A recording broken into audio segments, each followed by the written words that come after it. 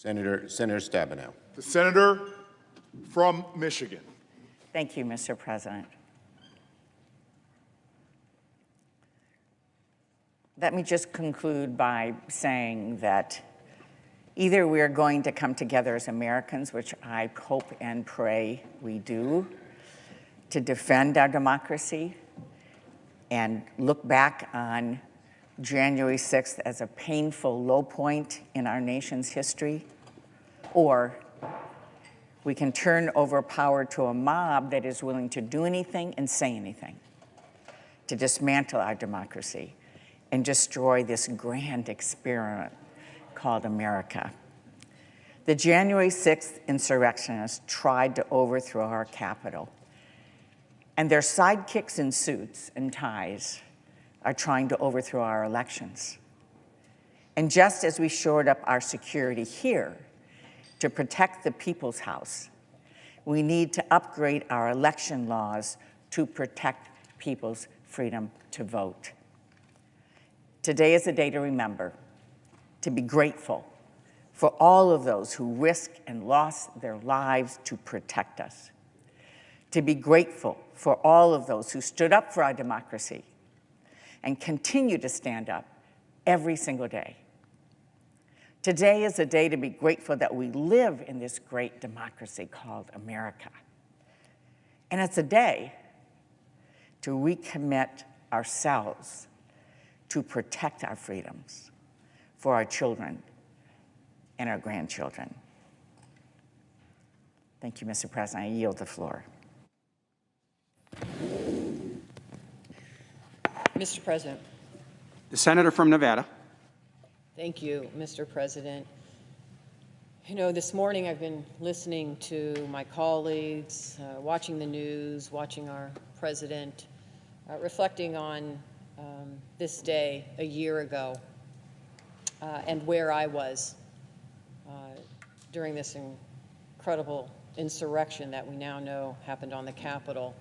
You know, I was in my Capitol office here, as we all have an office here in the Capitol, and I was getting ready to come to the floor of the Senate and certify that Joe Biden had won the presidency in a free and fair election. Senior senator from Minnesota had organized many of us to stand in defense of that free and fair election, and I had been asked to stand in defense of the certified electoral votes in Arizona, and what I had been told they were going to challenge Nevada. It was a significant moment. Even before President Biden's victory, people had been spreading lies about the election for political gain, and I had planned to deliver a speech to combat those lies and explain in detail that the 2020 vote count was fair and accurate. And so, as I left my Capitol office and was walking to the Senate to deliver that speech, it became clear that something unprecedented was happening. Because on my way out of my Capitol office, I came across two of my colleagues, one of them here today, Senator Smith and Senator Murkowski. And they were standing outside an open door to a restroom that we share amongst our Capitol offices. And I asked them what was going on. And they said, there's a Capitol police officer in there. He's got something in his eyes, and he is flushing his eyes out with water.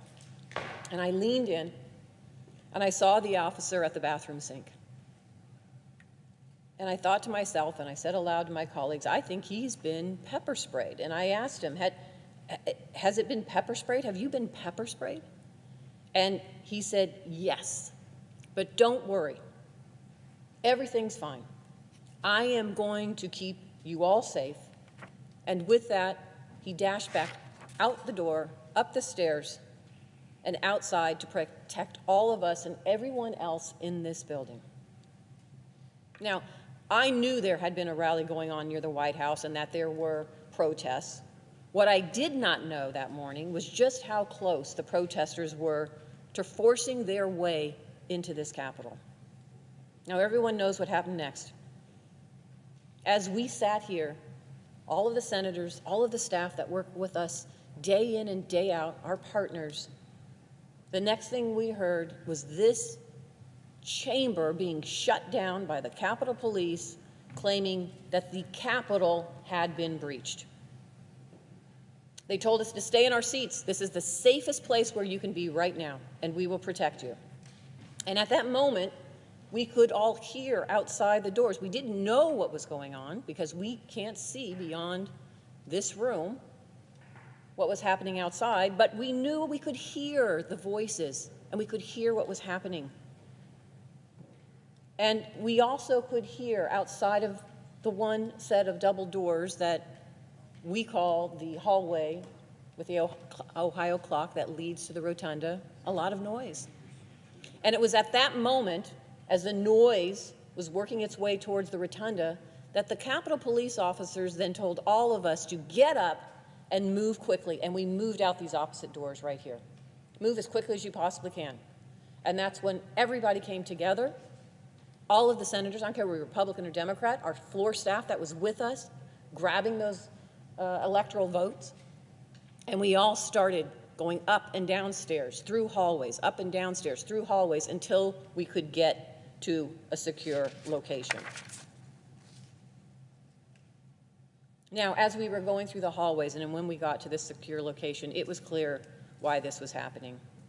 We were under attack because insurrectionists had been whipped into a frenzy by the false claim that the election in Nevada and in other states was fraudulent. That's exactly what the speaker said during that rally before the violence began. And we saw the same false claims in Nevada, where extremists tried to challenge our election results in an effort to prevent Joe Biden from becoming president. The former president's campaign and his supporters filed a total of 5 lawsuits challenging the security of the election system and targeting our state's Secretary of State in Nevada. Every one of those lawsuits was thrown out or failed, every single one of them in Nevada. And when the official tally was completed, President Biden won Nevada by 33,596 votes. The Nevada Secretary of State not only certified the election, she also investigated each and every claim of election fraud. And she made clear that her office found no evidence of widespread fraud. Now, I was the Attorney General of the state of Nevada for 8 years, and I can tell you from personal experience, when we find voter fraud, we prosecute it. And I also know there was, again, no widespread voter fraud in Nevada in the year 2020. And let me explain what widespread voter fraud means, because that is now being challenged by some of the former president's supporters. Widespread means that there was not enough to have changed the results of the election, that it was still a safe and secure election, and Joe Biden is our president. In fact, not only Nevada's elections were safe, accessible, and secure, but across the country they have been proven to be safe, accessible, and secure. I also want to share with the rest of the country that my state, in Nevada, we have enacted important protections for protecting voting rights, including automatic voter registration, vote by mail, early voting, and same-day registration. In the 2020 presidential elections, almost half of Nevadans, people from both parties, took advantage of our vote-by-mail laws. But because the defeated former president and his supporters were upset that he lost the election, some of them publicized the lie that he had won. And that lie, in turn, spurred members of the public to violence that resulted in 5 deaths and countless injuries. Now, we all know after the Capitol Police helped us move to safety, my colleagues and I from both parties talked about what to do. We knew the insurrectionists were trying to stop us from certifying the election, and we knew that we had to finish our jobs, no matter how late it was.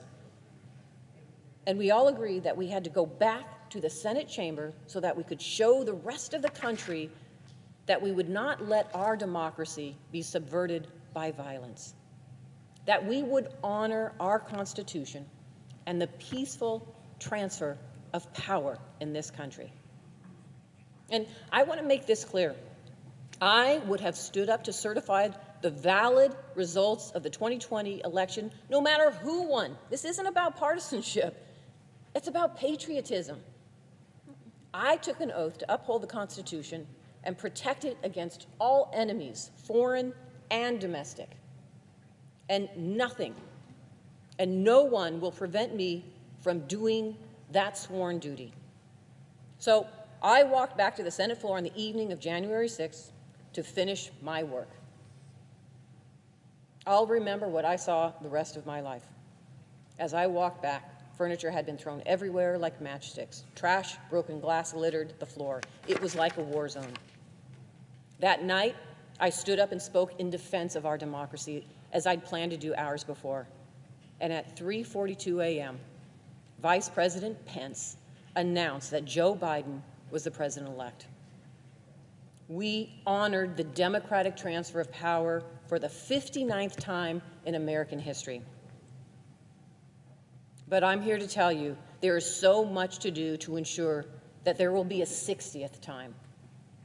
Our democracy is more fragile than it has been in decades. The same bad actors who fueled the violence in the first place, including the defeated former president and his supporters, continue to spread the big lie that the election was stolen. And they are using these false claims to pass legislation threatening our very democracy. Around the country, more than 400 state laws were introduced to restrict voting last year alone. In Nevada, we expanded vote-by-mail drop box locations, but in Florida, Georgia, Iowa, and Indiana, new laws make it harder to use those drop boxes. Nevada has same-day voter registration, but Texas just made it harder to register, not easier. And in Georgia, it's now even illegal to give food or water to people waiting in long lines to vote. And the list goes on and on. These are partisan laws. They're designed to favor one group of voters over another. That's not democracy. A real democracy honors everyone's right to be heard. It makes sure that everyone gets a vote and that every vote is counted. Democracy is a remarkable thing, a system where the people get to choose their own leaders. And we all need to stand up for it, just as the countless heroes of our history have done, from Elizabeth Cady Stanton to Abraham Lincoln to Martin Luther King Jr. So I will not stop fighting to protect our country and our democracy. I will continue working with my colleagues to pass voting rights legislation. We need to follow Nevada's lead and protect access to the polls. And we cannot let anyone silence America's voice in their own government. Now, Mr. President, I also want to recognize many of the heroes who protected us that day, like that Capitol police officer that I encountered that morning. After the attack was over, I learned that 140 of the police officers I passed in the halls of Congress every day had broken bones or worse. 4 of them later took their own lives. These are brave men and women who put themselves at risk every day to protect not just the people's elected representatives, but our dedicated staff and the hard-working people here at the Capitol, from the janitors to cafeteria workers to postal employees. All of these people carry their own memories of January 6th, and we need to make sure they never have to go through something like that again. So many of them are still here at the Capitol, still doing their jobs, like that Capitol police officer who I saw earlier who had been pepper sprayed. But I'll tell you what, they give me hope. And they remind me that all of us have a job to do, just like we did on January 6th. 1 year later, it's clear that we all must stand united in defense of our democracy. And Mr. President, I hope we can do just that. Thank you, and I yield the floor.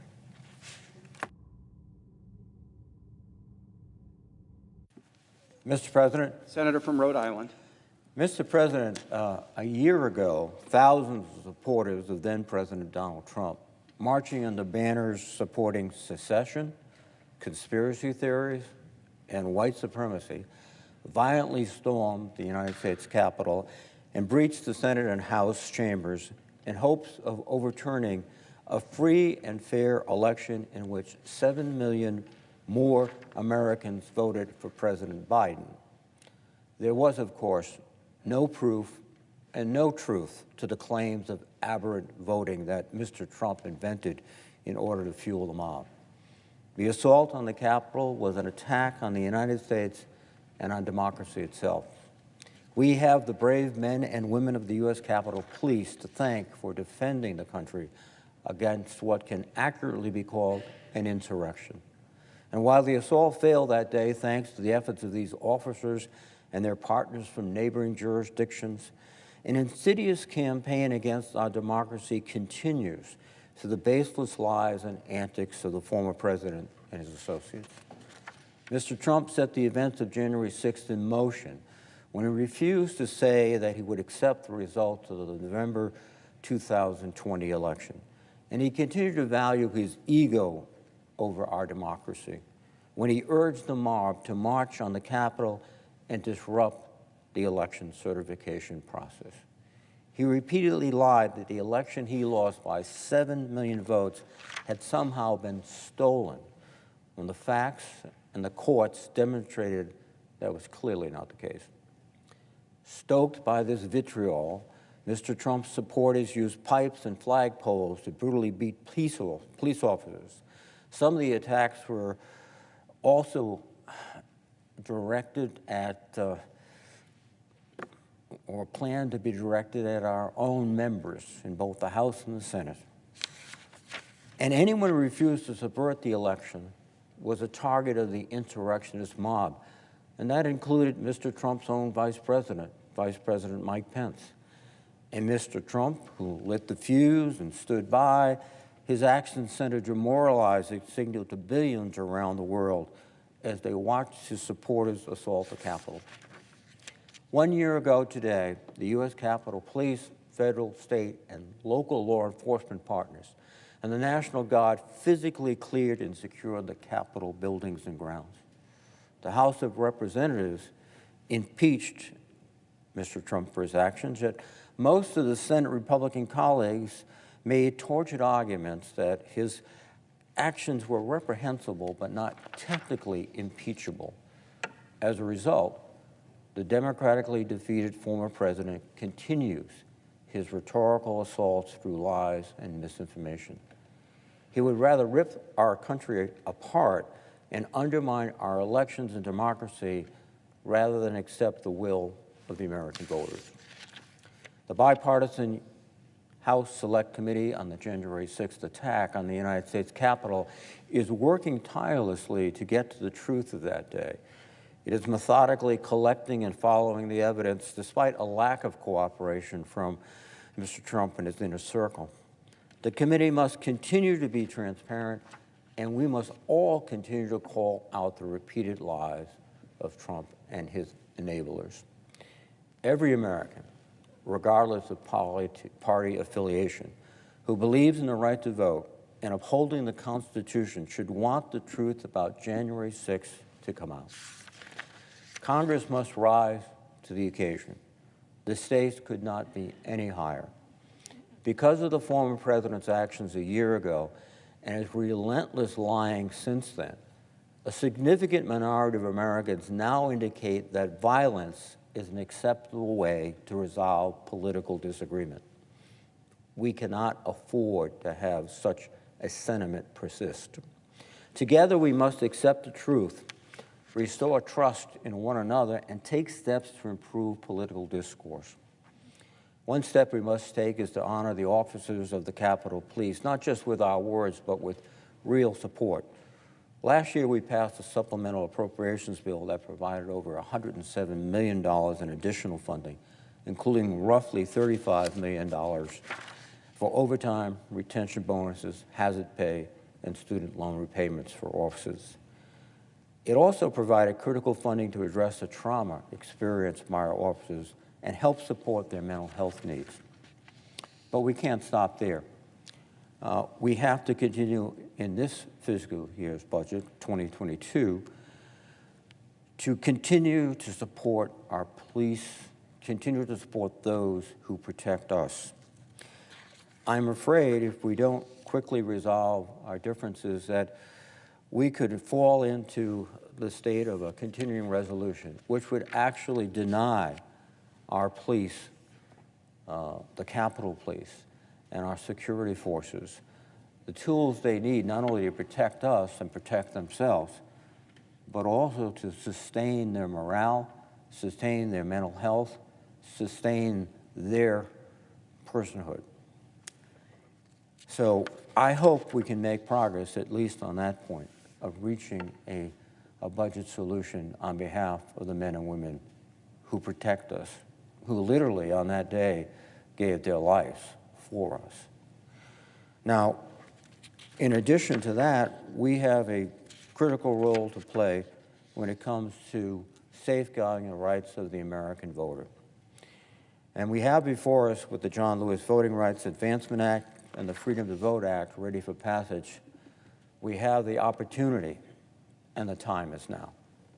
And I continue to urge my colleagues, both Republicans and Democrats, to work together to swiftly pass these critical voting rights bills that are needed to protect our elections and our democracy. We must bolster the security, accessibility, and transparency of our elections in order to mend the wounds of January 6th and begin to heal as a nation, indivisible, with liberty and justice for all. Mr. President, with that, I would yield the floor.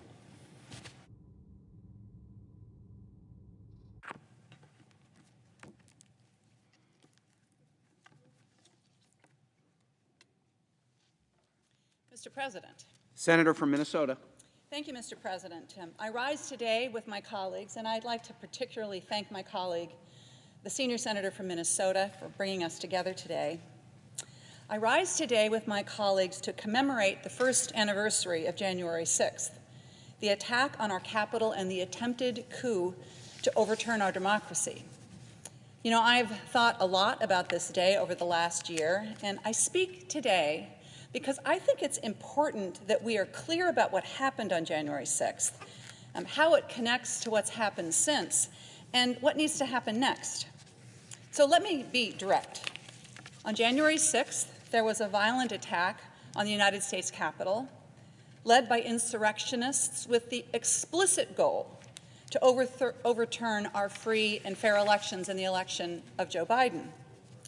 The attack happened because the former president, Trump, and his allies encouraged his supporters to come to Washington. They told them falsely that the election had been stolen. He incited them to violence, and then he sat and watched while the Capitol was attacked. These are the facts, and there was no attempt to hide it. It's as plain as that wintry January day. Now, I am sure that all of us in this room have vivid memories of what happened on that day. Moments of crisis leave a deep impression. And for us, of course, this violence happened in our workplace while we were doing our jobs. The Capitol on January 6th was full of members of Congress, national political leaders of both parties, and a vice president that the former president had exhorted his angry mob to hunt down. It was also, though, full of journalists, custodians, and cafeteria workers.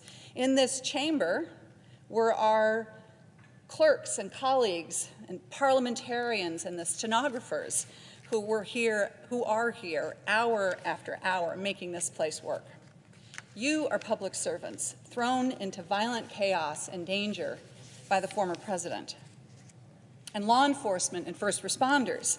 Let's remember that January 6th was one of the worst days for injuries to law enforcement since 9/11, as a violent mob bludgeoned and crushed and wounded and killed. That's what happened, and no amount of whitewashing is going to change it.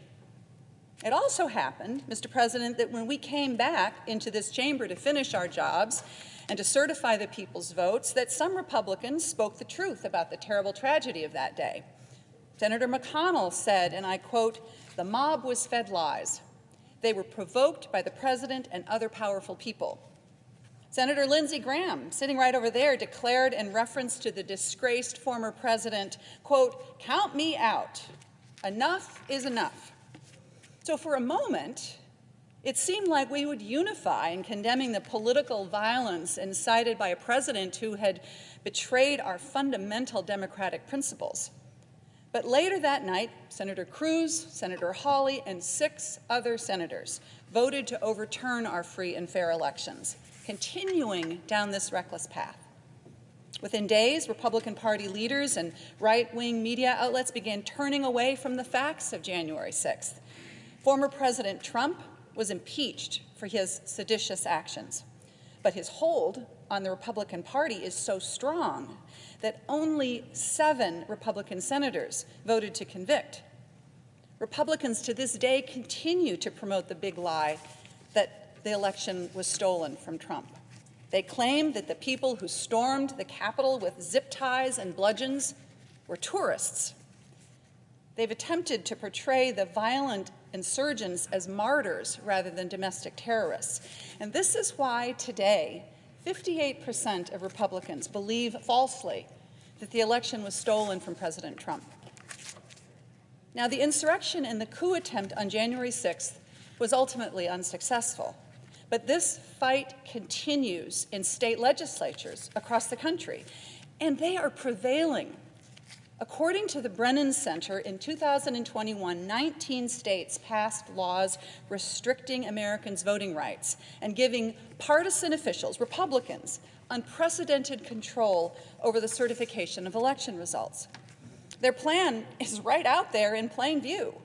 Step 1 is to make it harder for some people to vote. Step 2 is to give partisans at the local level the power to ignore and overturn the people's votes. This is a coordinated strategy connected directly to the events of January 6th, and it is the path to overturning our democracy if we allow it. We cannot allow it. Through the January 6th Commission and through the Department of Justice, we must hold accountable those responsible for the crimes of that infamous day, including those at the top.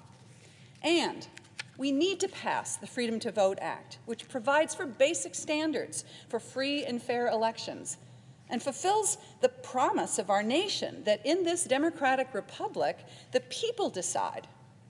Now, not a single Republican senator is willing to join us Democrats in this endeavor, and that is a tragedy. Colleagues, I implore you, we cannot let Republicans hide behind Senate rules and block us from taking this common sense step to protect our democracy.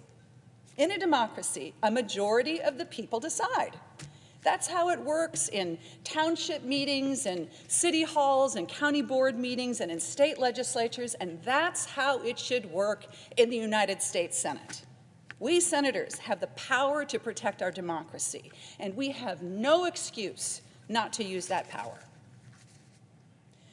Now, on January 6th, I woke up early and I wrote down a few thoughts as I was heading to the Capitol. I had been sworn into office the 3rd time in 3 years, just a few days before. My husband, Archie, had been with me for the swearing in, and he'd headed home the day before. And as he left, he said, "Are you going to be okay?" And I said to him, "For sure. The United States Capitol is one of the safest places in the country. I'm going to be fine." Here's what I wrote this morning before I came to the Capitol. I wrote, "Today is a remarkable day. This morning I am filled with optimism. Georgians turned out in record numbers to elect Reverend Ralph Warnock to the United States Senate, pastor of Dr. King's home church. And it looks very likely that John Ossoff will be victorious, giving Democrats a majority in the Senate. And for me, this means that the work that Minnesotans sent me to do in Washington can actually get done. We will get through this day," I wrote that morning. "I truly believe our democracy is resilient and can withstand this desperate coup attempt. But it is a reminder of how hard we need to fight for our core principles, that no one is above the law, and that a democracy is when the people decide." Now, little did I know, Mr. President, but my optimism still holds, and my faith also still holds. My faith that we can be worthy of the promise laid out in our Constitution. We, the people of the United States, in order to form a more perfect union, establish justice, ensure domestic tranquility, provide for the common defense, promote the general welfare, and secure the blessings of liberty to ourselves and our posterity. That is our oath and our promise. Thank you. I yield the floor.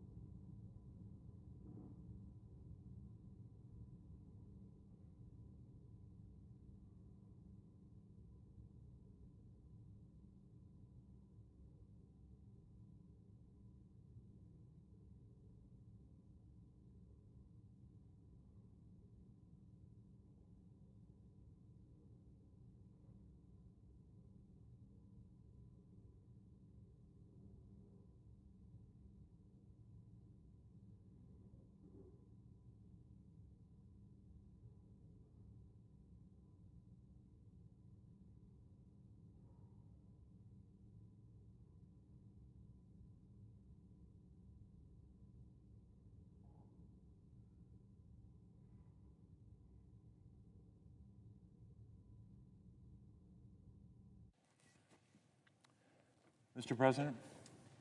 The Senator from Pennsylvania.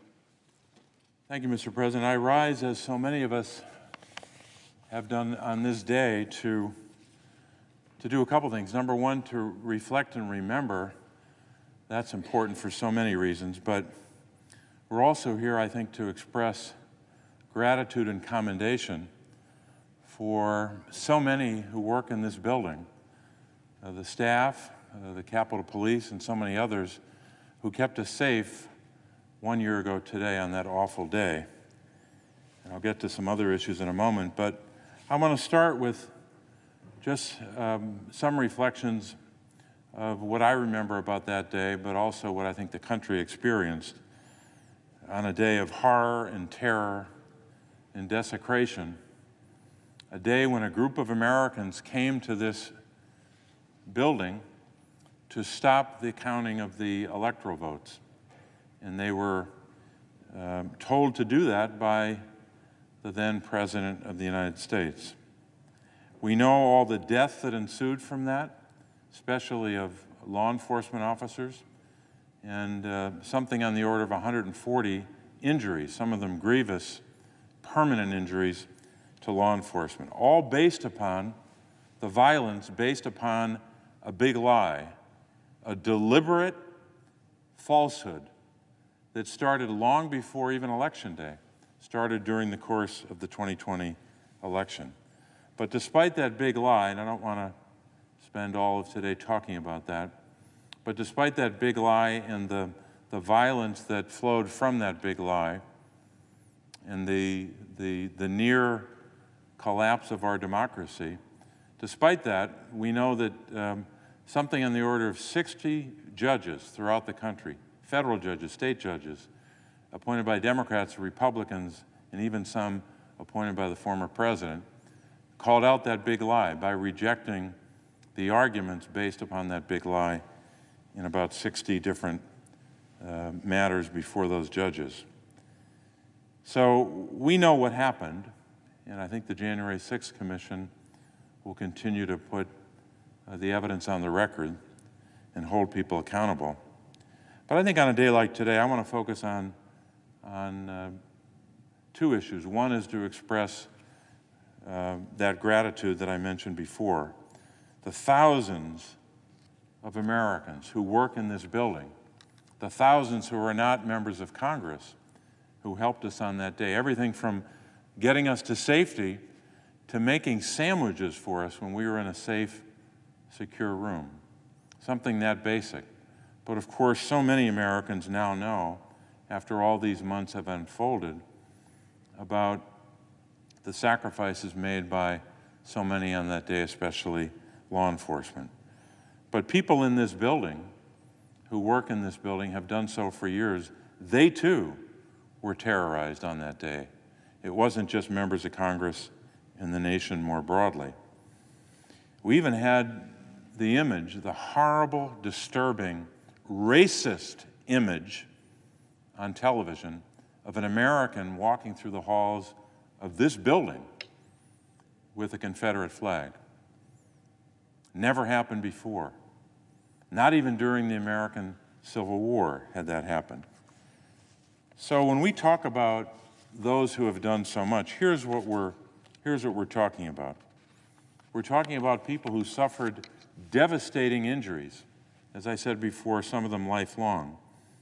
The emotional toll that this violence imposed upon members of the staff here in the building, both during the siege and its aftermath, is almost incalculable. So we're grateful for their service on every day of their work, but especially on that terrible day. I also want to thank, and we can't do this enough, we could do it 1,000 times and it wouldn't be enough, to thank the United States Capitol Police and the Metropolitan Police Department for all they did to protect us, to ultimately quell the violence, and to literally protect our democracy. These officers were bruised and beaten. They were attacked with bolts and bricks and bats and bear spray, as we saw so much, as well as stun guns. They had broken bones. They had concussions, chemical burns, scars, stitches, on and on. That's what violence does to a human being. They were also subjected to, those who happened to be black Americans in law enforcement or in communities of color, they were subjected to horrific racial epithets, the kind of language that should never be tolerated, not only here in the Capitol, but anywhere in our country. Some of them were even attacked by an American flag, by a flagpole with an American flag on it. So what this all adds up to is, unfortunately, not just a mob going into a building. This is about domestic terrorism. And I think it's an important day to be thankful that so many stood up to that domestic terrorism in law enforcement. So we offer both our gratitude and try, as inadequate as it is by mere words, try on a day like today to bestow some measure of both gratitude and commendation for what they did on that day. But finally, Mr. President, I think today is a day for resolve, to be determined to take action, legislative action.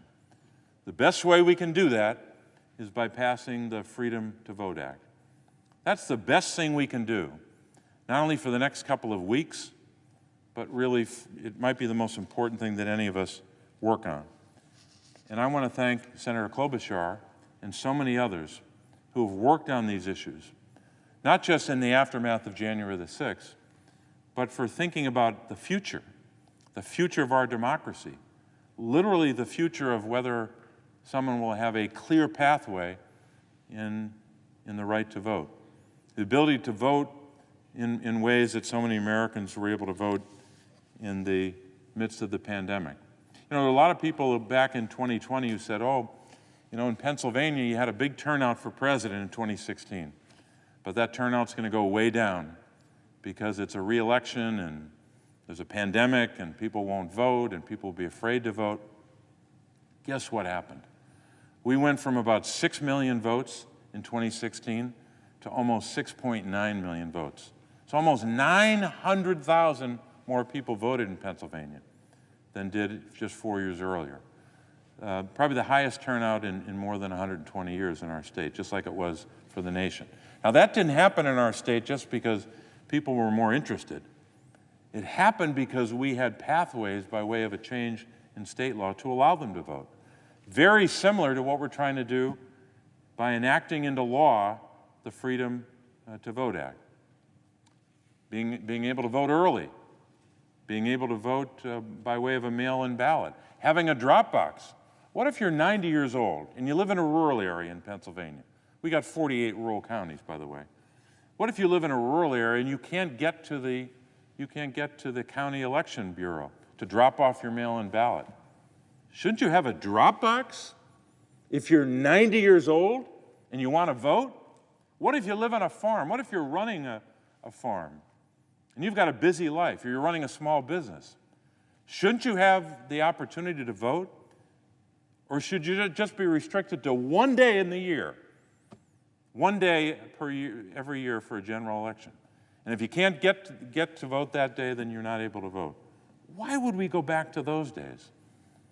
But apparently a lot of people in this chamber are supporting efforts all across the country, hundreds of voter suppression bills. As Reverend Warnock said, seems like some people don't want some people to vote. I don't understand that. After we had record turnout in Pennsylvania from 2016 to 2020, because we had different pathways for people to vote. That's what we're trying to do with the Freedom to Vote Act. To have national standards so people will have a chance to vote in the way that they want, in a way that's helpful in terms of their family life or their work life. But we're at a point now where the big lie is perpetuating itself in more ways than one. Let me conclude with one thought. My hometown newspaper, the Scranton Times-Tribune, published an editorial today, and I would ask, Mr. President, for consent to submit as part of the record and part of my remarks an editorial entitled, "Long Year After 1/6/21, It Continues," which is dated today. Without objection. I won't read all of it, obviously, but the point that this editorial makes is the attack continues today. It's not over. It's not some event in the past that we are just reflecting upon. As important as it is to reflect and remember and offer gratitude and commendation. But here's what the editorial says, and I'll just read a short portion of it. It says, "The attack continues," and I'm quoting. "It carries on in state houses like Pennsylvania's, where lawmakers continue to question the outcome of the 2020 presidential election, the most transparent and heavily scrutinized vote in our nation's history. Craft bills to diminish the sort of heavy turnout that carried Joe Biden to victory, waste public money on fraudulent searches for fraud, gerrymander congressional districts in the cause of minority rule," and it goes on from there, saying that the attack continues by all of this work to lie about the election of 2020 and to pass voter suppression bills all across the country. The good news, Mr. President, is that's not going to happen. We are not going to allow a partisan minority to prevent us from passing legislation to keep that pathway to the right to vote clear in the ways that it was clear, so that so many Pennsylvanians and many Americans, as I said in my home state, hundreds of thousands more voting in a pandemic than voted just 4 years earlier. So, Mr. President, on this day, when we remember with horror that day just a year ago, and we say thank you to those law enforcement officials and others who work in this building and did so much for us and for the nation, we also are determined to move forward, to protect our democracy and ensure that this great American experiment continues for generations. Thank you, Mr. President. I would yield the floor.